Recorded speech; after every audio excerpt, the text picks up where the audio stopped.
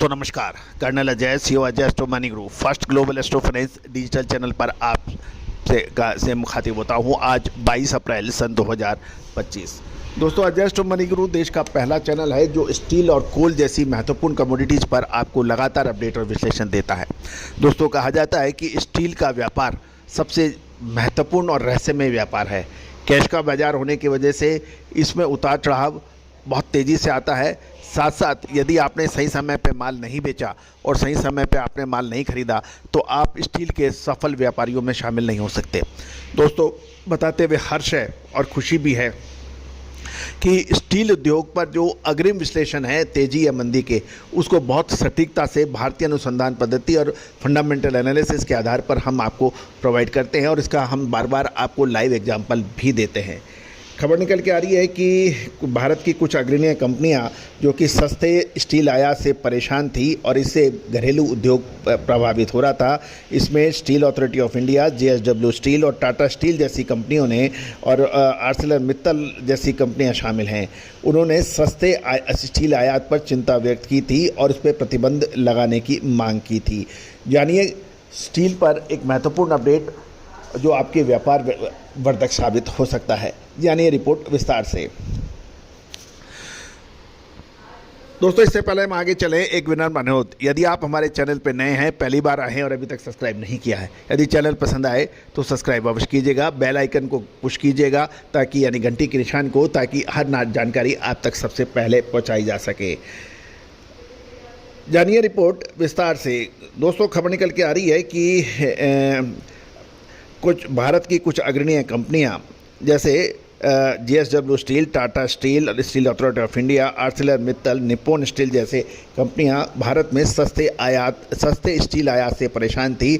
इससे घरेलू उद्योग प्रभावित हो रहा था और यही कारण है कि इसके ऊपर लंबे समय से ये कंपनियां सस्ते आयात के ऊपर प्रतिबंध लगाने की बात कर रही थी।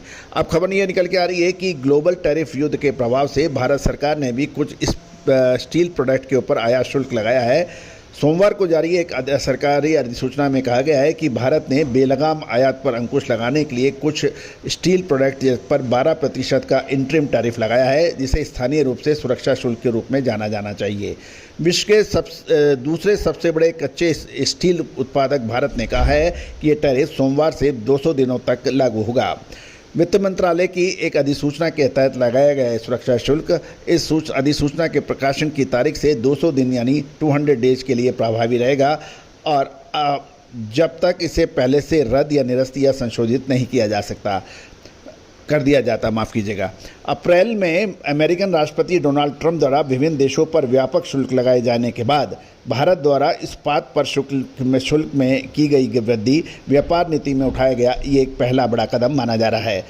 गौरतलब है कि भारत ने विशेष रूप से चीन पर यह टैरिफ लगाया है जो कि साल 2024-25 में दक्षिण कोरिया के बाद भारत स्टील का दूसरा सबसे बड़ा निर्यातक देश था।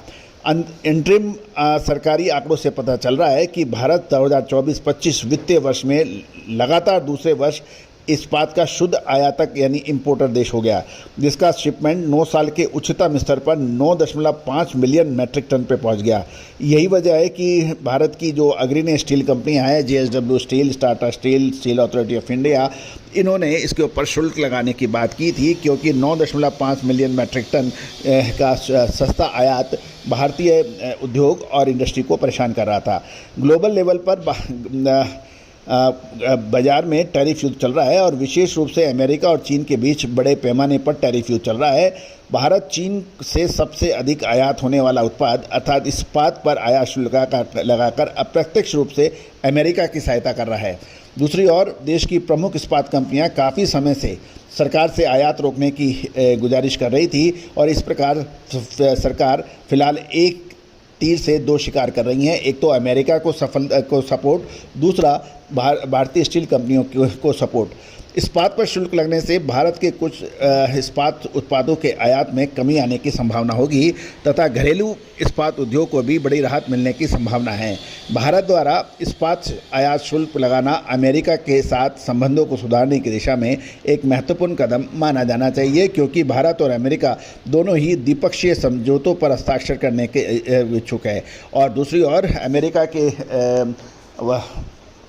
वाइस प्रेसिडेंट भारत के दौरे पर है और आज वो जयपुर में होंगे। भारत और अमेरिका दोनों ही द्विपक्षीय समझौते पर हस्ताक्षर करेंगे। कीमत आगे चलकर स्टील बाजारों की गतिविधियों पर निर्भर करेगी।